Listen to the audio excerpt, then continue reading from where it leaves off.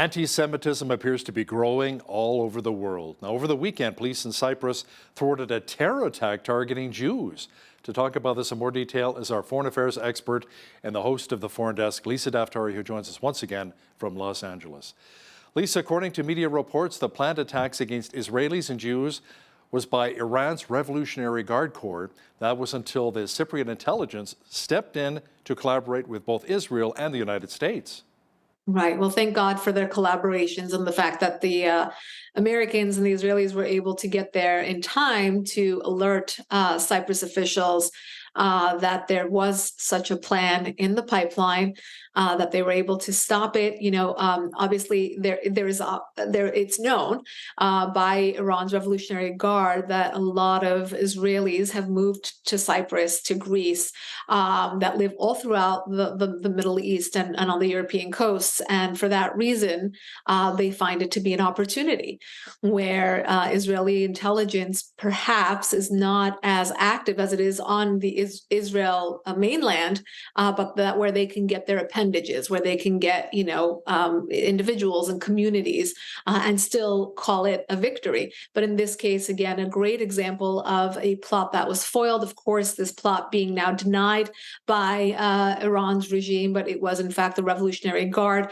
We know that they work abroad. We know that they have these not just splinter groups, but this is obviously coming from the regime, but they operate in different parts of the world, and of course targeting Israelis and Jews in this case. But we know that in recent months they have doubled down on their efforts to go after Western assets in Syria as well, especially the Americans. They want to push the United States out of Syria. Together with Russia, they're working very, very diligently to intimidate, kill, attack, target American forces inside Syria. So they're working very hard. I mean, tell this to the White House that wants to strike a deal with them, that wants to normalize relations with them.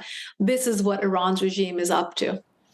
Now, still with Iran, intelligence sources from 3 different countries say that Iran is on the cusp of testing its first nuclear warhead. And Lisa, that's not good news for us here in the West. No, it's not, especially when this, nuclear weapons boogeyman is always what is brought up as the reason why the West should negotiate another nuclear deal with Iran's regime. And what does that mean? We shake hands with them. We normalize relations with them. We take sanctions off of them, and we give them billions of dollars to put right back into these nefarious activities, right back into regional terrorism and supporting groups like the Houthis in Yemen and Hezbollah in Lebanon and Palestinian Islamic Jihad and Hamas among the Palestinians. So it just continues these, insurgencies, and we know that this is their behavior. If there was one thing that the White House and the European Union wanted to sell us on in terms of getting back into an Iran nuclear deal, it was, well, it's going to curb their weapons program. And here you have it, Hal, right? They're testing weapons. They are enriching uranium. We know that they have marched forward with their weapons program. Just under the Biden administration, we know that they have exponentially advanced their weapons program. And of course, the argument that they'll make is that, well, because we weren't in a deal, because Donald Trump pulled out of the deal in 2018, we are no longer in a deal. The Iranian regime has marched forward with a weapons program. Where there is a will, there is a way. I don't think that this is, a good sign for a trusting partner that we want to strike another nuclear deal with. So the fact that they're testing weapons is not good news. Lisa, it appears as though an uprising against the Russian government is on hold for now. The Wagner Group's chief ordered his mercenary forces to turn back and return to their bases. Yevgeny Prigozhin told them to stop heading towards Moscow. Now, he said the move was being done in order to avoid shedding Russian blood. And Russian President Vladimir Putin vowed harsh punishment for the armed rebellion led by Prigozhin. Yeah, I don't think it's going to go over well, even though they're saying that he's only going to be exiled to Belarus and there's not going to be further punishment for him. Look, you don't turn on Putin and get away with it, right? This is the head of the Wagner Group. He said he wants to stop the bloodshed. He thinks this is a pointless war. I mean, that's a lot already in and of itself. I think this is a major turning point in the invasion of over a year. We have been waiting for something something to kind of break here, right? So we have seen Russia march on from February of last year. Putin invaded Ukraine. We thought it's going to be very quick. It wasn't. It's still in some sort of a holding pattern. We see some sort of update here and there in terms of escalations. We're worried about nuclear weapons being used. We're worried about chemical weapons being used. But yet we have not seen the Russians be able to advance to a point of victory, and we haven't been able to have the Ukrainians fight back to a point where it means significant retreat on the part of the Russians. Here you have the Wagner Group, which is the mercenary arm of Putin's army, say, wait a minute, we're not down. We're going to return back to Moscow. This is enough with the bloodshed. We've had too many casualties on the part of the Russians. And that is perhaps the most honest we've seen in terms of the Russian mercenaries. But of course, I'm sure he was delivered a very harsh threat, and the finger was definitely pointing at him, and he basically decided to halt this kind of rebellion against Putin, and we shall see what will happen to him, and we shall see, more importantly, where this is going and how this will affect the larger picture of Russia's invasion of Ukraine. And there are reports surfacing now that Wagner Group chief Prigozhin will avoid criminal charges, but instead is being exiled. Right. So, I mean, again, who knows? I would think that Putin would want to make an example out of him, maybe hang him in a public square. But we're being told that he's only going to be exiled to Belarus. Look, Belarus is in cahoots, right? We know Lukashenko is involved in all of this, but all of a sudden, he's basically going to be absorbed by Belarus, who is on the side of Putin. I don't buy it. So there's something more to this. Perhaps they're going to get rid of him that way, at least get him out of the picture that way. They may have agreed to some sort of compromise in terms of getting him out of the picture so that Putin can move forward. Look, Putin is not as much worried about his image or the PR here at the moment, right? He is known to be this rogue dictator, and right now the craziest and most dangerous man on the globe. And he kind of is enjoying that, because if he weren't, he would do something about it, whether it would be to escalate, de-escalate. Everyone's been talking about that so-called off-ramp. I mean, what's it going to take to get him off of this path? But, in terms of getting his own people out of the way, so far, we hear that he's going to be sent to Belarus, and that they have stopped this mutiny on Putin.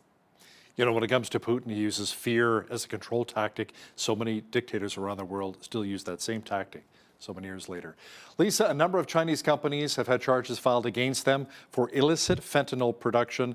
Now, top prosecutors in the United States say this new tactic will hopefully stem the flow of the powerful drug here into North America. Right. So the Western forces have tried to deliver this stern warning to the Chinese government about fentanyl. Although I know that Antony Blinken, Secretary of State here in the United States, traveled to China and basically told them, we think that you may be accidentally shipping fentanyl material, basically letting them off the hook, but trying to deliver some sort of message about the fentanyl. Now, what the United States is doing is going after private companies that are actually involved in selling these parts, the chemicals involved in the production of fentanyl, and targeting them specifically so that they can perhaps curb this flow of fentanyl to the West. As you know, how we are finding so much fentanyl here on a daily basis, enough to kill the population of the United States 4 or 5 times over. I mean, we're talking about daily. And these are always young children, young teens who have almost never experimented before. It's their first time. They don't have the experience, and they're dying of overdose because of the potency of the fentanyl drug. So obviously, lawmakers doing whatever they can to stem the flow, and hopefully going after these private companies will do the trick. Yeah, we have to do more, absolutely. Lisa, a new intelligence report reveals that the Wuhan Institute in China collaborated with the Chinese military on coronavirus experiments. They allegedly did so for many years leading up to the COVID-19 pandemic. This really shouldn't be much of a surprise, I guess, should it? It seems like nothing is a surprise when it comes to COVID and its origins, and no one's even paying attention anymore. I mean, we were fed all of these lies. And now that we're getting a bit more transparency, or there's some more investigations being done, seems like no one's really paying attention. And allowing the current narrative status quo to remain. And that's very, very unfortunate. Millions of lives lost.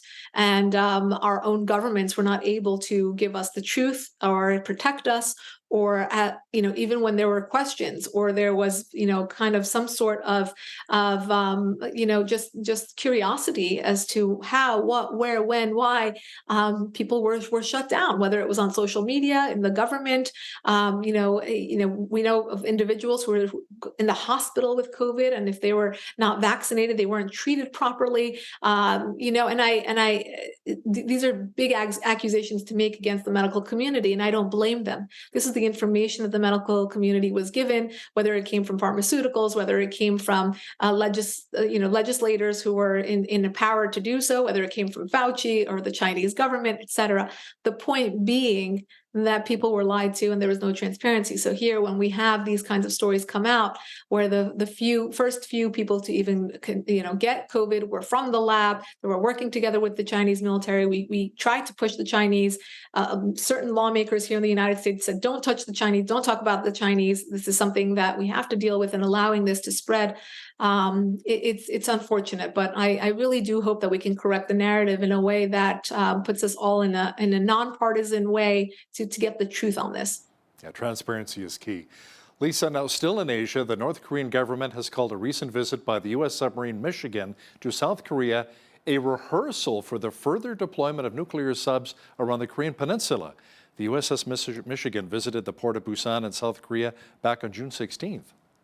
Yeah, so the North Koreans calling out the United States, this is all that this is. It's saying, I see you, I see what you're up to, and I'm going to call you out on it before it even happens. Obviously, we don't want any sort of escalation with North Korea. North Korea feels like they have enough leverage or enough of an upper hand, enough confidence right now to tell the United States, I see what you're up to, I don't like it. The fact that you have any presence around Korea, they know that we've been working together with the South Koreans. They know that there are a lot of countries in Asia who are worried about the power that China has and the power that North Korea has, especially with North Korea not being transparent about their weapons, about their nuclear weapons, about what they would do if they were in fact pushed to that level of escalation. So here you have the North Koreans telling us, I see you and I don't like it. Lisa, there are reports that the Biden administration will cease funding for research, development, and scientific cooperation projects in the West Bank. Now, it's a move that comes a few years after the Trump administration approved the collaboration. How significant is this? It's very significant. More symbolically than anything else, it is a move for the Biden White House to basically sign up for BDS, which is the boycott, divestment, weaponization of the economy to go against Israel. And we see it a lot from, Israel haters, and we see it a lot from anti-Semites in Congress. But we didn't expect to see it from President Biden himself, who has been more of a friend to Israel than, let's say, President Obama. Which the two presidencies are often compared and very similar in certain ways, particularly with foreign policy. This is very surprising. I think it's more of an about face from the Trump administration that was extremely friendly with Israel. Remember, they moved the embassy from Tel Aviv to Jerusalem. They gave a lot of legitimacy to a lot of these different parts of Israel that were always called into question by President Obama and others in recent years. But this also shows the strength and the ability of certain bullies and groups within Washington, D.C. that have had an effect on President Biden. Now, for example, President Trump reversed the aid that was going to the Palestinians because of their pay-to-slay program. So basically, they were blowing up innocent Israelis and they were getting monthly stipend checks for it. And U.S. taxpayer money was funding this. Of course, the Trump administration went back on this. And again, with a lot of pressure, the Biden administration said, we're going to start this aid to the Palestinians once again, no questions asked. So when you have this type of approach and you have all of this pressure on the Biden White House to to go against Israel, to step up the help for Palestinian aid, to support pay to slay and other things, well, this is what you get, and this is the result.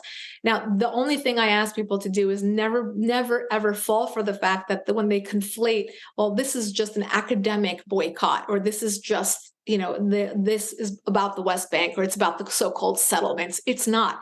It's anti-Semitic move. It's an anti-Zionist move, and it reflects a U.S. position against Israel, and it's very, very serious, especially right now. She's our foreign affairs expert and host of the Foreign Desk, Lisa Daftari. Thanks so much for joining us today from Los Angeles. My pleasure.